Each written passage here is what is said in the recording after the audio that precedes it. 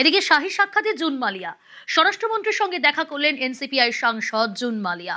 এলাকার উন্নয়ন, নারীর ক্ষমতায়ন নিয়ে কথা। আর কি আলোচনা হলো আজ জানবো। মৈত্রী রয়েছে আমার সঙ্গে টেলিফোন লাইনে। মৈত্রী, দেখো, যেটা সূত্র মারফত আমরা জানতে পারছি যে জুন মালিয়া মূলত তার এলাকার উন্নয়নের জন্য এবং এলাকার বিশেষ কিছু বিষয় নিয়ে তিনি কথা বলতে চেয়েছিলেন অমিত শাহর সঙ্গে, এবং সেই অনুযায়ী আজকে দুপুরবেলা তিনি যান অমিত শাহর সঙ্গে দেখা করতে, এবং দুজনের মধ্যে বেশ কিছুক্ষণ কথা হয় এবং তাকে তার এলাকার উন্নয়নের কাজের ক্ষেত্রে সব রকম সহযোগিতা করার আশ্বাস কেন্দ্রীয় স্বরাষ্ট্রমন্ত্রী দিয়েছেন বলেই আমরা সূত্র মারফত জানতে পারছি।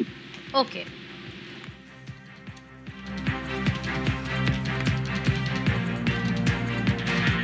প্রধানমন্ত্রীর সাক্ষাতে শতাব্দী রায়।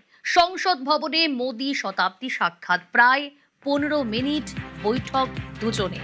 কি কথা হলো দুজনের, কি আলোচনা হলো বৈঠকে জানবো। মৈত্রী রয়েছে আমার সঙ্গে। মৈত্রী, প্রিয়াঙ্কা, দেখো, দুজনের দেখা হয় 11:30 নাগাদ শতাব্দী রায় সংসদের ভেতরে প্রধানমন্ত্রীর যে অফিস রয়েছে সেখানে গিয়ে তার সাথে দেখা করেন। এর আগে ইন্ডিয়ার বৈঠকের দিনই শতাব্দী রায় তিনি প্রধানমন্ত্রীকে জানিয়েছিলেন যে তিনি তার সাথে দেখা করতে চান। আমরা যেটা সূত্র মারফত জানতে পারছি যে এনসিপিআই এর ভবিষ্যৎ থেকে শুরু করে বীরভূমের এলাকার মানুষের জন্য বেশ কিছু প্রকল্পের কথাও কিন্তু দুজনের মধ্যে হয়েছে, এবং সেক্ষেত্রে দাঁড়িয়ে এনসিপিআই এর জন্য সবকিছুর আশ্বাস প্রধানমন্ত্রীর তরফ থেকে এসেছে, এবং যে ধরনের কোনো সমস্যা হলে সেটা তিনি দেখে নেবেন, তেমনটাই আশ্বাস দিয়েছেন শতাব্দী রায়কে।